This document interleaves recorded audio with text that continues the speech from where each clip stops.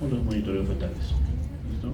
Que es una parte sumamente importante y de lo cual el doctor que me antecedió, de lo cual conversó, ¿no? Justamente de los controles prenatales que ustedes van a realizar como médicos serumistas, están encargados de valorar y hacer dos preguntas sencillas, ¿no? Sencillas a la madre que está embarazada, a la gestante, con la cual ustedes van a poder valorar si el embarazo está yendo bien, si hay alguna alteración o si tienen que tomar cartas en el asunto y decidir evacuar o manejar a esta paciente. ¿Listo? Entonces, ¿qué es la vigilancia fetal? Es saber si nuestro producto del embarazo está viable, está vital, ¿no? ¿Y cómo voy a saber eso? Valorando en la paciente, preguntando a la paciente, haciendo una anamnesis, preguntando a la paciente si es que se mueve el bebito, si se mueve su feto, si se mueve su producto, ¿no? Entonces nosotros entraremos a hablar sobre los movimientos fetales y desde cuándo se presentan estos movimientos, que obviamente la paciente no los va a percibir al comienzo y los va a percibir a partir de la semana 20, 23, 25 para adelante, ¿no? Recién los va a empezar a sentir. Antes de esto no, pero el feto ya va a empezar a presentar ya movimientos desde la semana 7, ¿no? Movimientos desde sus extremidades, porque ya tiene formado un sistema nervioso, aunque arcaico, pero ya tiene movimientos que son que están presentes. ¿Listo? Entonces, este producto va a presentar durante el día, va a presentar movimientos, ¿no? Que se organizan dependiendo de la maduración que ya tenga su sistema nervioso en la edad gestacional en la que se encuentre. ¿Listo? Diferentes estadios de movimientos que se dividen en diferentes fases, ¿no? De 1 a 4, ¿no? Los movimientos en reposo, que tienen que ver o se relacionan con la frecuencia cardíaca, los movimientos corporales rápidos o los que tienen que ver con una amplia variación de la frecuencia cardíaca en el sueño REM, los movimientos, hay movimientos continuos y el estado de alerta cuando el fetito, el producto está despierto. A partir de la semana 7 en la gráfica miran un producto con 15 milímetros de tamaño.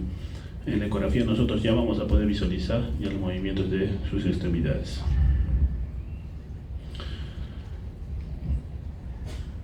Los movimientos del producto, obviamente, vamos a poder valorar algunas otras cosas, ¿no?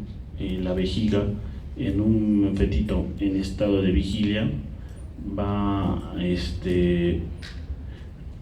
a disminuir. O sea, los bebitos despiertan y orinan. Mientras duermen van a tener vejiga. Cuando nosotros evaluamos ecográficamente vamos a encontrar que cuando vemos en el monitoreo fetal los movimientos fetales, la vejiga se colapsa. Y nosotros eso va a ser normal. ¿Sí? Son parámetros que nosotros vamos a ir buscando mientras vamos evaluando a este bebito.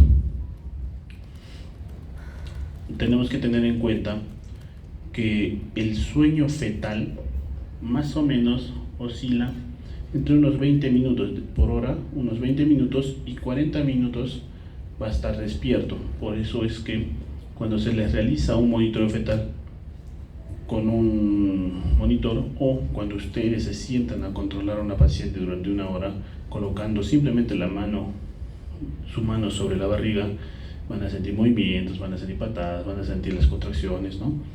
Entonces, durante una hora, más o menos el producto va a estar despierto 40 minutos y se va a dormir otros 20 minutos.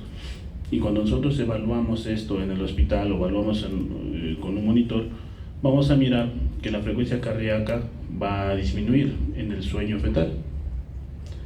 Va a haber una menor variabilidad que cuando está despierto. Los movimientos fetales elevan la frecuencia cardíaca y aumentan la variabilidad. ¿Listo? Entonces esto se va a notar mientras nosotros estamos evaluándolo. Obviamente la presencia de un volumen de líquido amniótico tiene que ver con la actividad fetal, ¿no? Un bebé que está reactivo tiene mayor cantidad de líquido amniótico. Hay sustancias que nosotros vamos a tener que restringir en nuestra gestante o preguntar a nuestra paciente si las consume o no. El tabaco disminuye la actividad fetal, ¿no? En los corticoides también. cuando la paciente está alimentándose, cuando le damos una supercarga de glucosa, vamos a hacer que haya una actividad aumentada del producto. Y esto es lo que utilizan a veces equivocadamente el personal de salud del primer nivel, que para hacer un monitoreo y hacer que despierte le ponen glucosa a la paciente. Y no, eso no va a provocar, ¿no? La glucosa como tal endovenosa no va a provocar ningún cambio, ¿no? Los niveles de glucosa sanguínea del feto es lo que va a aumentar, lo que va a producir que tenga mayor cantidad mayor movimiento, mayor actividad. Y esto depende de la alimentación de la paciente, no de la glucosa que le coloque.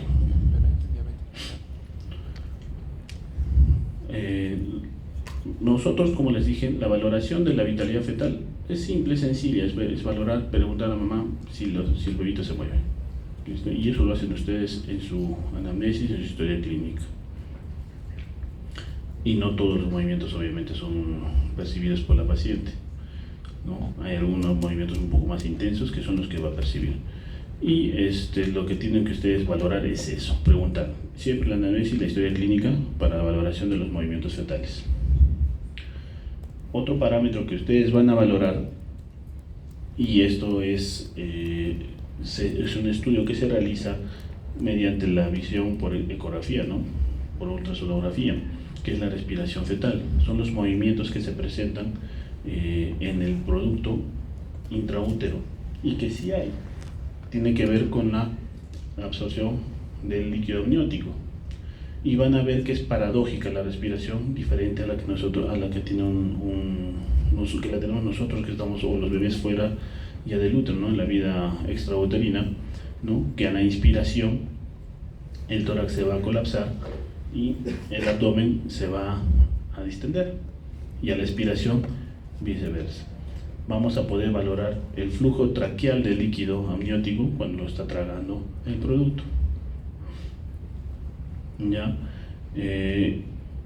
Estos movimientos en una valoración de 1 hora respiratorios tienen que presentarse más de 2 o 3, ¿no? Y hay diferentes, ¿no? Hablando del jadeo, que se presentan 1 a 4 por minuto, y los ráfagas 240 por minuto, ¿no? Pero son movimientos tenues que no vamos a valorarlos ahora. ¿Qué es la prueba de esfuerzo por contracción o el test estresante?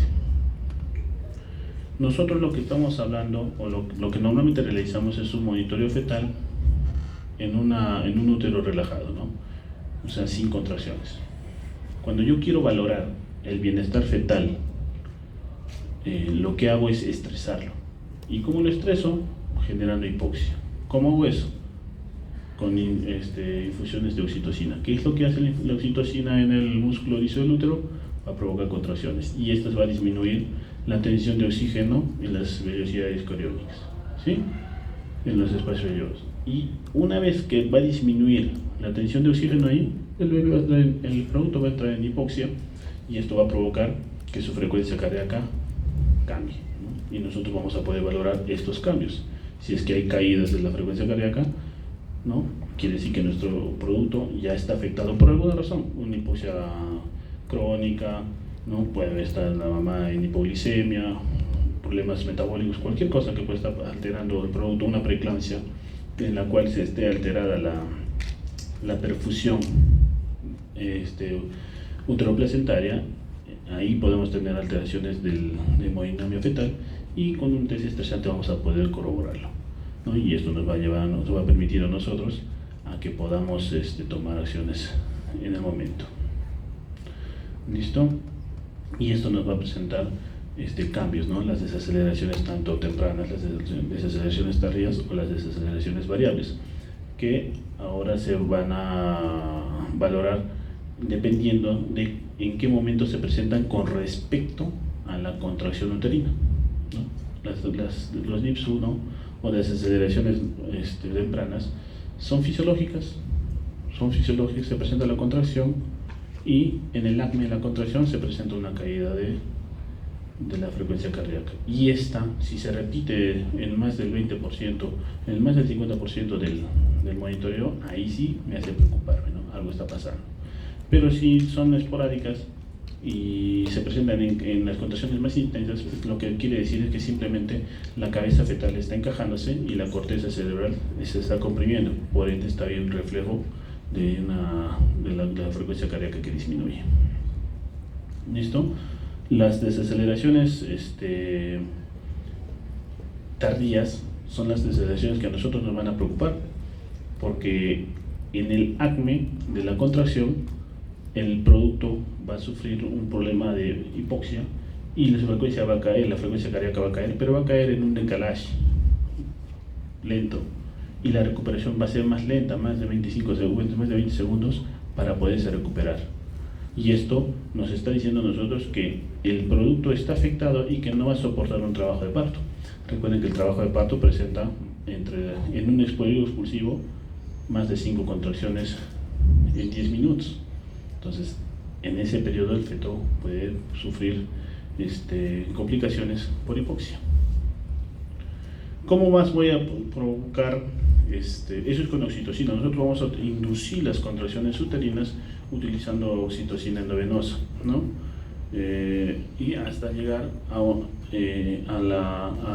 generar 3 contracciones en 10 minutos más o menos, que es lo que nosotros esperamos tener durante un trabajo de parto en fase activa. ¿Listo? ¿Cómo lo vamos a hacer? Bueno, según su libro, ¿no? Utilizamos 20 unidades de oxitocina, las dividimos en lactato Ringel, que es lo que dice Williams, ¿sí? Y esto pasamos a más o menos a 6.000 unidades por minuto.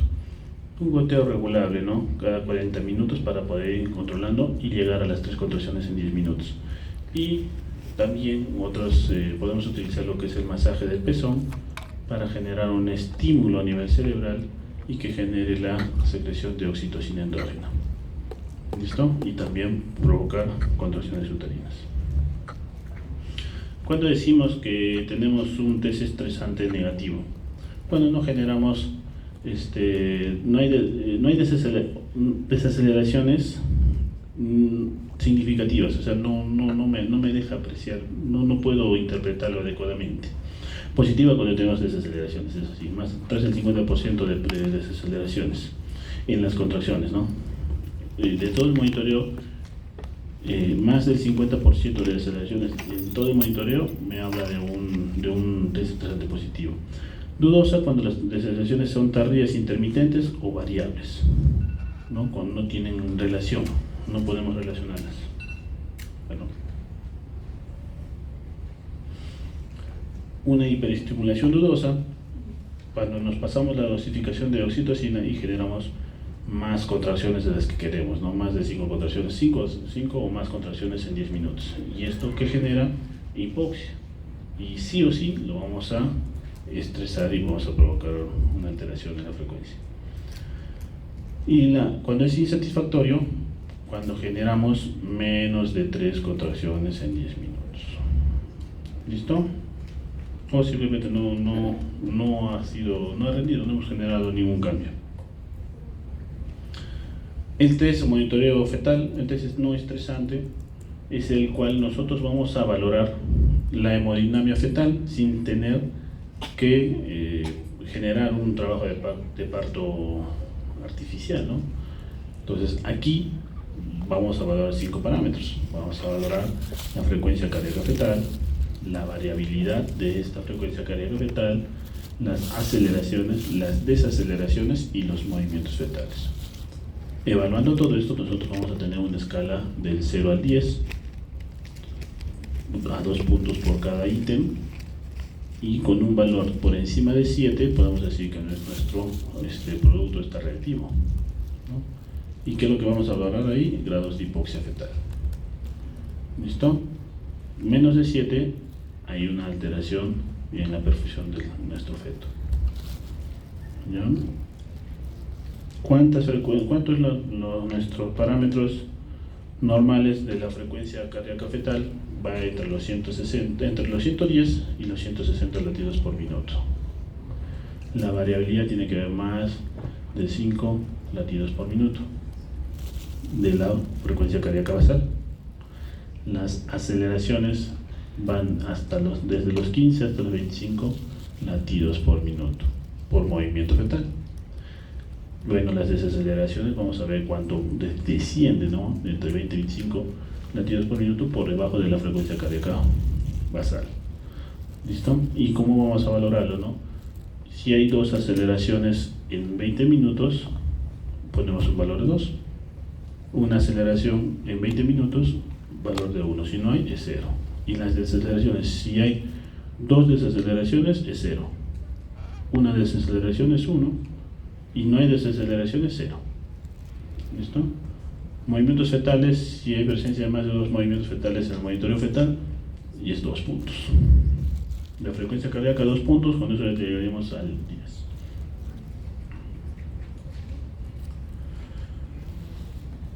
¿Quién rige la frecuencia cardíaca? El sistema autónomo, ¿no? Y hay impulsos simpáticos y parasimpáticos. ¿Ya? Entonces, y esto por ende, a cualquier estímulo va a haber un aumento de la frecuencia cardíaca fetal. Ahora, a esto tenemos que ver que no todos los movimientos van a ser percibidos por la mamá, pero va a haber variaciones en la frecuencia cardíaca.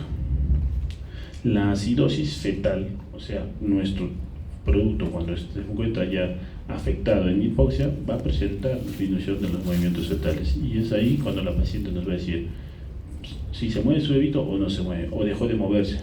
Los pacientes saben cuánto se mueve su bebito en todo el día. Entonces, si les dice, ¿has disminuido los movimientos fetales? Es momento de hacer un monitoreo. Y como les dije, no es necesario solamente tener un monitor, podemos hacer con nuestra propia mano, valorar los movimientos, cuántas veces se mueven, y con nuestro endoscopio escuchar los latidos. ¿Listo?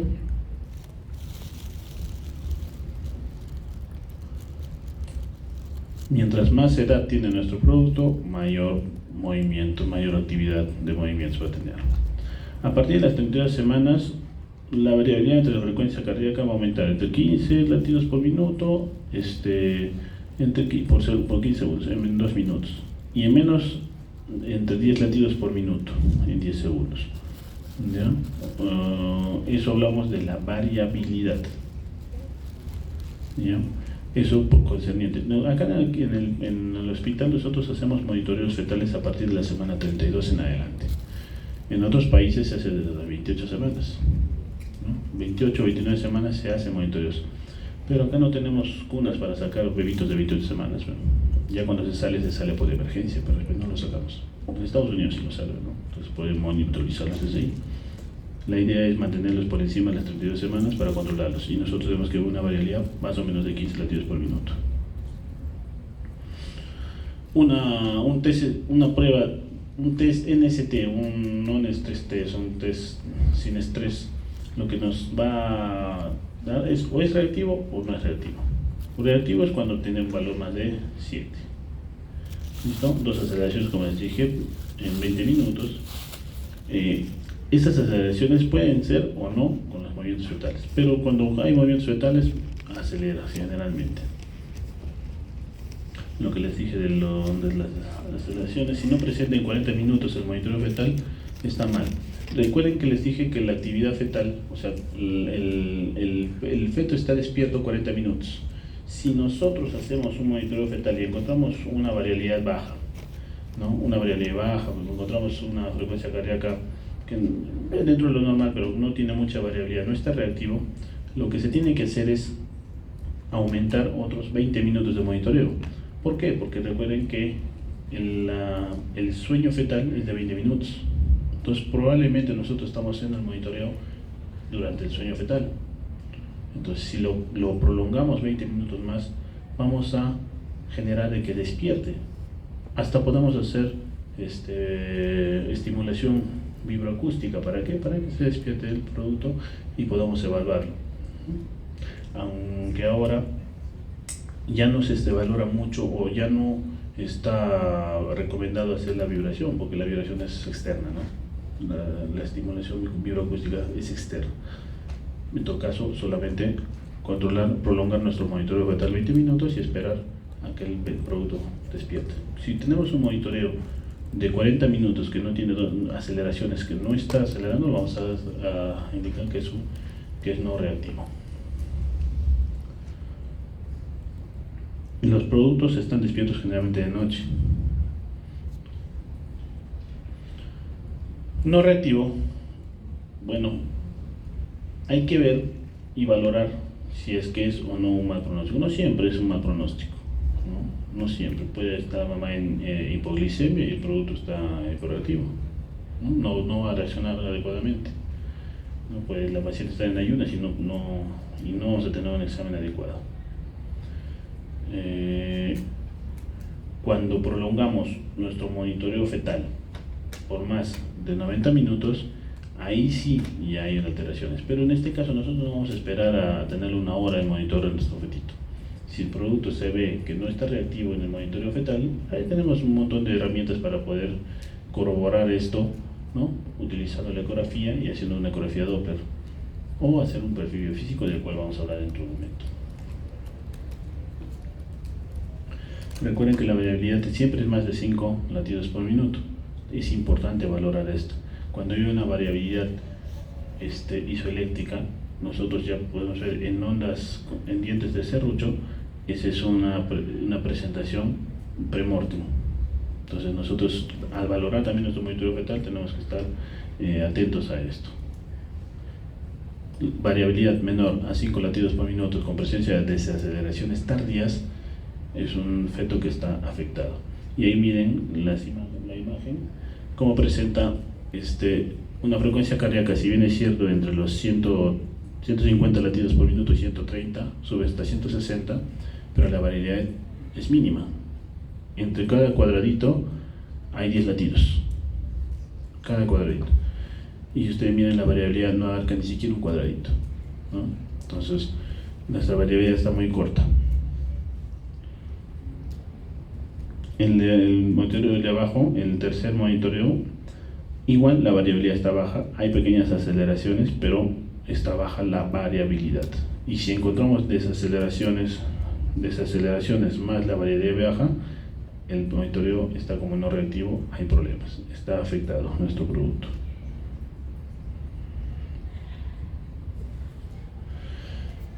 ¿Cuándo nosotros vamos a hacer un monitoreo fetal? Si la paciente no tiene comorbilidades, un monitoreo fetal adecuado, reactivo, nos da la posibilidad de valorar nuestro producto dentro de los 5 y 7 días posteriores. Cuando hay comorbilidades, la evaluación por monitoreo fetal se tiene que hacer entre las 72 horas, cada 72 horas, ¿sí? Dependiendo de cómo se encuentre nuestro producto. Hay guías que hablan cada 5 días, en todo caso sería el promedio de las dos, ¿no? Pero siempre cuando hay factores de riesgo, diabetes materna, hipertensión, hay preeclampsia, alguna enfermedad metabólica, endocrina, autoinmune, entonces nosotros tenemos que valorarlo cada 72 horas del producto.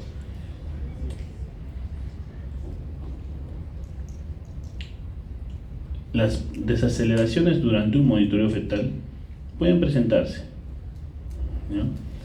Pero cuando son repetidas, sin contracciones, hay que tener cuidado y hay que valorarlas.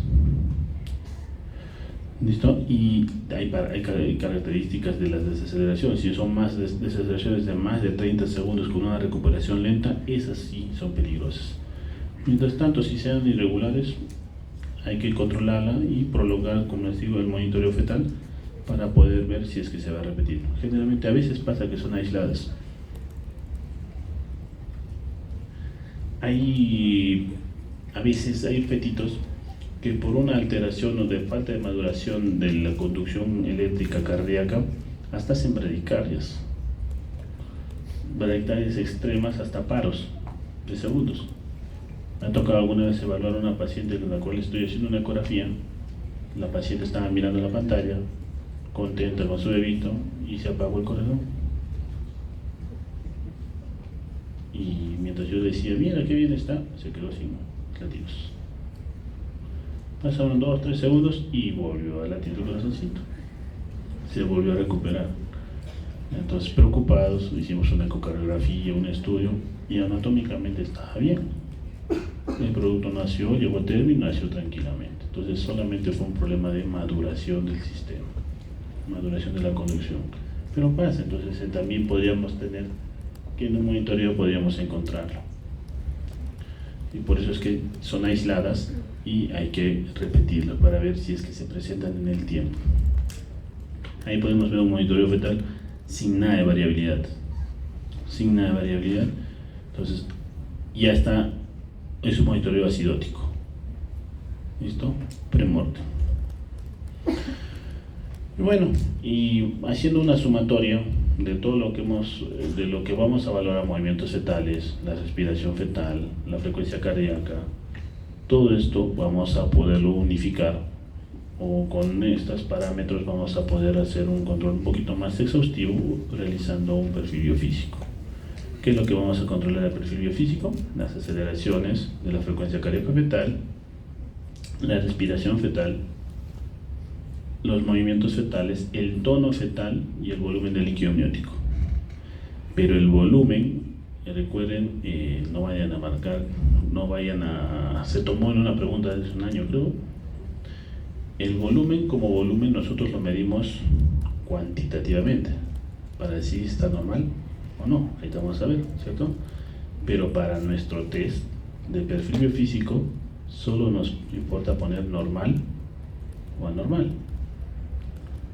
¿Sí? ¿Me entienden? Entonces, si la pregunta es, ¿el volumen es cuantitativo o cualitativo en el perfil biofísico? ¿Qué sería? Cualitativo. Pero para la valoración sí es cuantitativa. ¿Ya? No se vayan a confundir. Creo que lo tomé para los internos y lo volví a todititos. Muy bien. A cada ítem le vamos a dar 2 puntos. ¿Cómo vamos a medir las aceleraciones de la frecuencia cardíaca fetal? Ya hemos hablado, ¿no? Por encima de 15 latidos por minuto. Entonces, un perfil biofísico,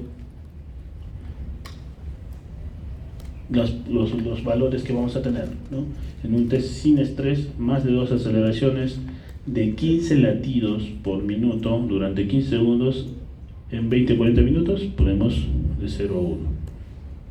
¿No? Usar una aceleración. 2 puntos es con dos aceleraciones. Puntuación de 0, de 0 a 1. ¿Listo? Las respiraciones fetales, cuando hay un episodio dentro de los 30 minutos, o cuando pasando los 30 minutos no hay. Tiene que haber respiraciones. Y la respiración nosotros la valoramos en el tiempo. ¿Cuánto va a tragar? Unos 30 segundos de respiración. Si hay un episodio de más de 30 segundos, está bien, 2 puntos. Menos de 30 segundos, 1 punto o 0 puntos. Movimientos fetales, más de 3 movimientos fetales en 30 minutos, y menos es 0 a 1 la valoración. El tono fetal hablamos de la extensión de las extremidades. Tiene que haber más de un episodio con un retorno a la postura normal. Si no hay eso, 0 o 1 punto, dependiendo de lo que podamos valorar. Si hay eso, 2 puntos. Y el volumen del líquido amniótico, como les dije, ¿no? Se mide la bolsa o se mide los 4 cuadrantes. En este caso vamos a medir la bolsa del líquido amniótico que mida más de 2 centímetros, o el pozo máximo. ¿Listo? En 2 cuadrantes, y esto vamos a valorarlo, y de 2 por 2, 4 centímetros. Y esto no son movimientos lineales. Nosotros tenemos que saber más o menos cuánto de líquido amniótico hay por centímetro lineal que nosotros estamos midiendo. Y más o menos hay entre 80 a 100 cc por centímetro lineal. Entonces, si lo encontramos 4 centímetros, tendríamos a 100, 400 cc dentro de lo normal. ¿Listo?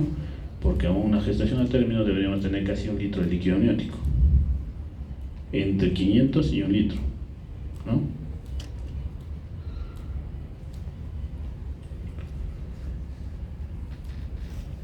$10 puntos es un feto que está normal, no hay asfixia. 8 a 10 dentro de lo normal, pero hay que controlarlo. Hay que controlar y valorar qué es lo que vamos a hacer, si inducimos, no inducimos, o qué hacemos con nuestro producto, ¿no? De 8 puntos hay que ver, sospecha de asfixia. Por debajo de esto ya tenemos que valorar si o inducimos un parto o hacemos un término de gestación por vía alta, una cesárea. Con 4 puntos ya estamos en asfixia, 0 a 2 puntos y ya el producto está hipóxico, está asfixiándose. A la ecografía vamos a valorar las respiraciones fetales utilizando una herramienta que es el ecodoppler, ¿no?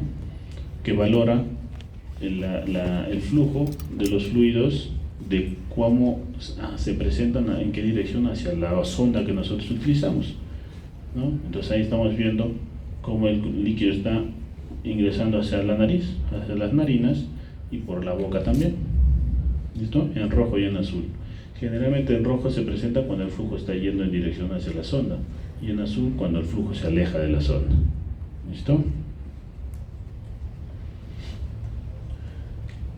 A esto le vamos a aumentar el modificado más rápido, es el NST, el monitoreo fetal que hemos evaluado simple y sencillo, más el líquido amniótico o el índice de líquido amniótico, que va a valorar la presencia de la cantidad de líquido amniótico por los 4 cuadrantes, medidos en los 4 cuadrantes, y que esto tiene un valor entre los 8 centímetros lineales hasta los 25, de 8 a 18 normal, de 18 a 25 alto y por encima de los 25 un polidramnios.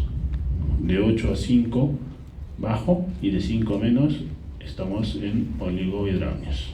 ¿Listo? Y un severo menos de 3. ¿Ya? Y la valoración de esto nos va a indicar a nosotros que nuestro feto hemodinámicamente está alterado o está bien, está reactivo, está bien. ¿Quién produce el líquido amniótico? El amnios, ¿no? Las membranas amnióticas. Y la mayor parte el feto con la orina. ¿Listo? Entonces, si tenemos un oligoamnios o un oligohidramnios, ¿a costa de quién será? Fetal. Fetal debe tener algún problema, hay un problema hemodinámico, algo que está haciendo que no haya no esté orinando nuestro producto por alguna razón. Deshidratación materna, un problema metabólico, algo está haciendo que el fetito no esté orinando. O algo obstructivo también, presencia de válvulas posteriores, ¿no? Algo está obstruyendo el riñón. Haremos una ecografía y veremos cómo están nuestros riñones, si están dilatados o no están dilatados, ¿no? Si hay hiperviectasis o no. Cuando hay una hipoperfusión fetoplacentaria o una disminución del flujo en la preeclampsia, cuando hay una alteración de la perfusión uteroplacentaria, ¿cierto? Esto también va a llevar a una disminución de la excreción urinaria del feto, porque va a recibir menos nutrientes, menos hidratación y menos posibilidad de orinar. Y nos lleva a un oligohidramnios. Lo que les dije, menos de 5, malo. Y en el pozo máximo, menos de 2 centímetros, también es anormal. ¿Listo? Recuerden que es menos de 300 o menos de 200 en el lineal para decir un oligoamnios. Menos de 2 centímetros en lineal es oligoamnios, solo en un bolsillo. Y también vamos a echar mano de el ecodoppler para valorar la hemodinamia de nuestro feto, si es que está siendo bien perfundido o no. ¿Listo? ¿Y qué estructuras son las que nosotros vamos a valorar? Vamos a valorar la arteria umbilical, la arteria cerebral media y el ductus venoso. ¿Listo? La arteria umbilical son las arterias que van a llevar la sangre del feto a la placenta, ¿cierto? Estas tienen como bomba al feto. Si aumenta la resistencia a nivel placentario por alguna razón, una senescencia placentaria, hay un mal flujo uteroplacentario, el feto va a aumentar sus presiones a nivel de las arterias y va a estar menos perfundido, ¿cierto? La arteria umbilical es una arteria de resistencia baja, con una diástole amplia. ¿Listo? La arteria cerebral media, a diferencia de la umbilical, es una arteria que tiene una resistencia un poco más alta, ¿sí? Y que cuando se ve alterada va a entrar en una vasodilatación para poder captar un poco más el oxígeno, los nutrientes que tenga esa sangre, ¿no? En aras de poder sacarle provecho a lo poco de flujo que está recibiendo, hay una vasoconstricción, una vasodilatación. Entonces, si hay una vasodilatación cerebral y una vasoconstricción periférica por las arterias uterinas, entonces nosotros estamos viendo que la bomba se va a invertir y la sangre empieza a cambiar de flujos. Y eso me dice que nuestro fetito se está afectando. El ductus venoso es el encargado de potenciar el ingreso de la sangre, porque recuerden que el ingreso de la sangre fetal es por la vena, ¿cierto? Por la vena umbilical, y esta vena umbilical no tiene muscular, por ende el flujo es bajo, pero el ducto venoso es un acelerador del flujo, ¿no? Cuando ustedes riegan en el jardín, si es que lo riegan, a la manguera, para que llegue más allá del chorro, le tapan la mitad de la boca, y es lo que hace el ducto venoso. Reduce el calibre del vaso, haciendo que la fuerza tenga mayor resistencia y por ende acelera el flujo de la sangre. ¿Y esto qué hace? Hace que no se mezcle por la cava inferior, no se mezcle con la sangre venosa que está circulando normalmente ahí, a menor velocidad que la que va a agarrar la sangre que ingresa por el ducto venoso. Fisiológicamente hace de que las sangres no se mezclen y llegue sangre arterial hacia la aurícula derecha y ahí sea distribuida sistémicamente. ¿Cómo vamos a valorar en el Doppler? Valorando el tipo de ondas que presentan cada uno de estos vasos, ¿no? Aquí lo que vemos es una imagen de una arteria umbilical, ¿listo? Que podemos ver la diástole, que es esta, de la línea base hacia aquí. Esto es la diástole, y el pico más alto es la sístole. Si se dan cuenta, es chata y la diástole es amplia, un vaso con baja resistencia. La arteria umbilical es uno de los vasos que se altera menos durante el trabajo de parto.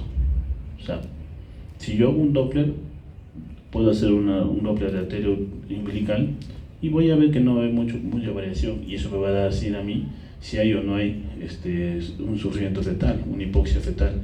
¿Puedo utilizar este vaso? Sí. Entonces, ¿qué es lo que vamos a valorar aquí?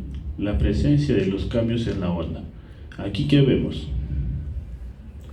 Que la diástole se ha reducido y la sístole se ha elevado.